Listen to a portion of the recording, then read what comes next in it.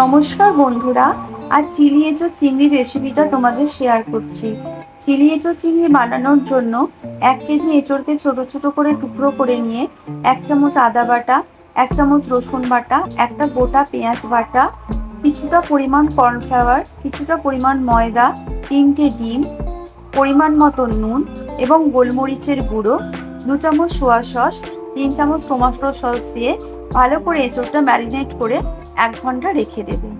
এরপর কড়াইয়ের মধ্যে সাদা তেল বেশ কিছুটা নিয়ে এঁচোড়গুলো অল্প অল্প করে ঢাকা দিয়ে লাল লাল করে ভেজে তুলে নেব।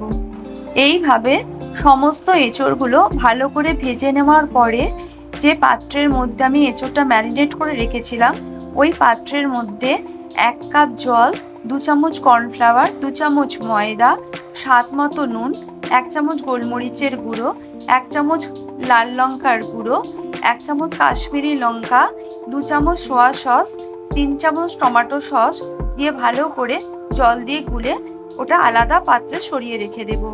এরপর অন্য একটা কড়া বসিয়ে ওর মধ্যে কিছুটা সাদা তেল দিয়ে 500 গ্রাম চিংড়ি মাছ আগে থেকে নুন হলুদ মাখিয়ে রেখে দিয়েছিলাম, চিংড়ি মাছগুলো শুকনো শুকনো করে ভেজে নামিয়ে নেব।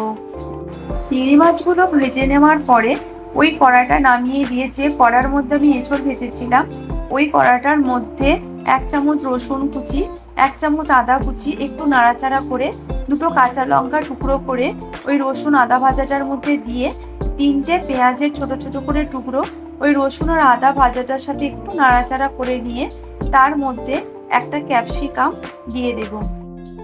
এরপর স্বাদ মতো নুন, 2টো টমেটো কুচি দিয়ে ভালো করে পেঁয়াজটা নাড়াচাড়া করার পরে যে গ্রেভিটা ছিল ওই গ্রেভিটা ওর মধ্যে ঢেলে দেব। দিয়ে 1 চামচ কাশ্মীরি লঙ্কার গুঁড়ো, 2 চামচ সোয়া সস আর 3 চামচ টমেটো সস দিয়ে 1/2 চামচেরও অল্প আজিনামোটো ওই গ্রেভিটা মিশিয়ে 5 থেকে 7 মিনিট ঢাকনা দিয়ে রান্না হতে দেব।